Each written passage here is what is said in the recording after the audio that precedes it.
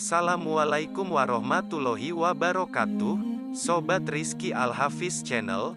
Kali ini saya akan membagikan biografi Abu Nawas yang sangat terkenal dengan kelucuannya di kisah 1001 Malam. Siapakah Abu Nawas sebenarnya? Marilah tonton video ini agar tahu siapa sebenarnya Abu Nawas itu. Jangan di-skip ya. Biografi Abu Nawas. Nama asli Abu Nawas adalah Abu Ali Al-Hasan bin Hani Al-Hakami.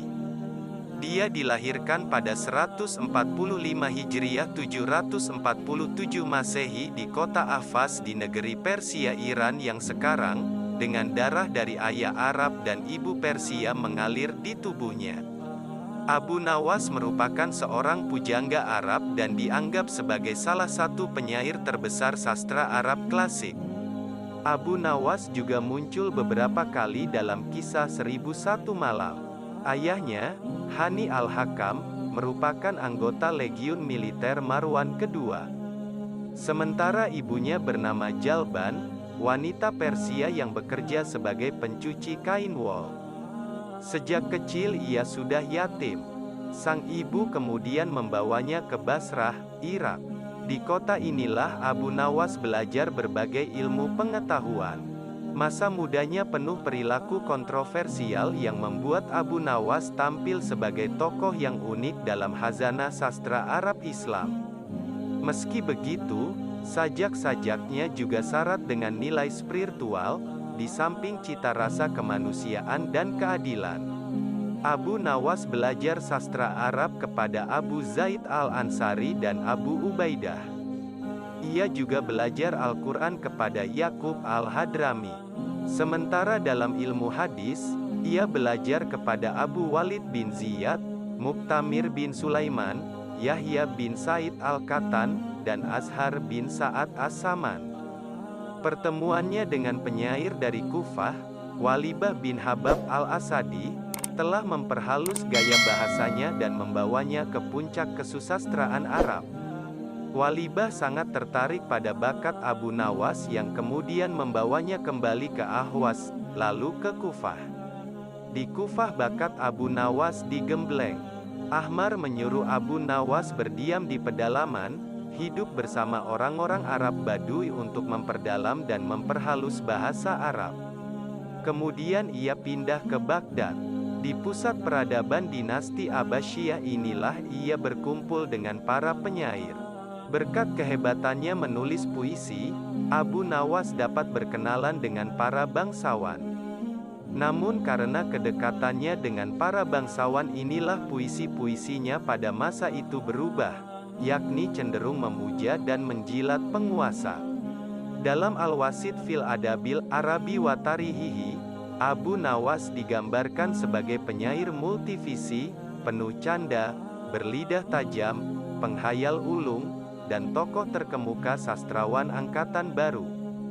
Namun sayang, karya-karya ilmiahnya justru jarang dikenal di dunia intelektual.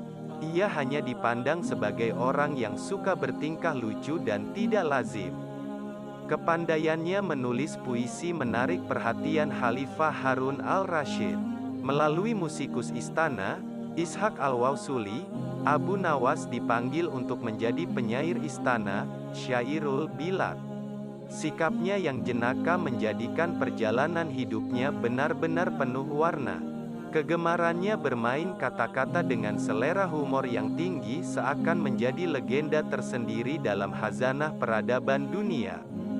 Kedekatannya dengan kekuasaan juga pernah menjerumuskannya ke dalam penjara.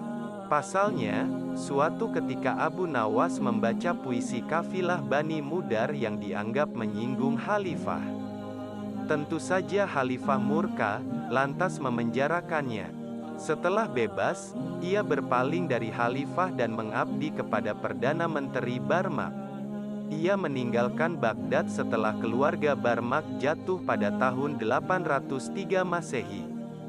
Setelah itu ia pergi ke Mesir dan menggubah puisi untuk gubernur Mesir, Hasib bin Abdul Hamid Al-Ajami.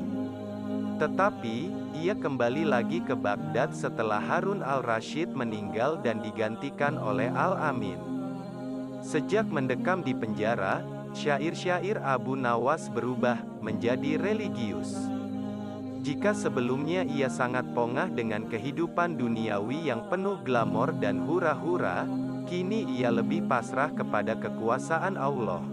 Memang, pencapaiannya dalam menulis puisi diilhami kegemarannya melakukan maksiat. Tetapi, justru di jalan gelap itulah, Abu Nawas menemukan nilai-nilai ketuhanan. Sajak-sajak tobatnya bisa ditafsirkan sebagai jalan panjang menuju Tuhan. Meski dekat dengan Sultan Harun al-Rasyid, Abu Nawas tak selamanya hidup dalam kegemerlapan duniawi. Ia pernah hidup dalam kegelapan, tetapi yang justru membawa keberkahan tersendiri.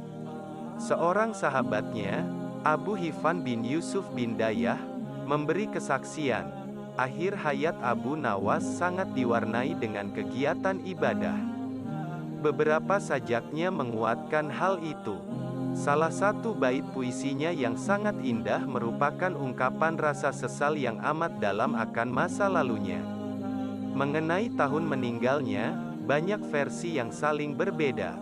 Ada yang menyebutkan tahun 190 Hijriah 806 Masehi, ada pula yang 195 Hijriah 810 Masehi, atau 196 Hijriah 811 Masehi.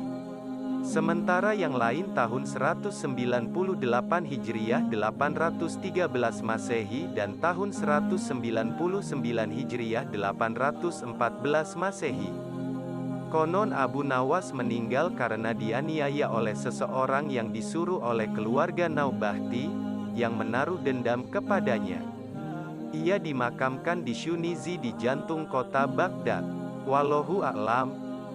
Demikianlah yang bisa saya sampaikan mengenai biografi Abu Nawas. Kurang lebihnya saya mohon maaf yang sebesar-besarnya dan mohon dukungannya dengan cara subscribe, like, dan share ke teman-teman kalian. Wassalamualaikum warahmatullahi wabarakatuh.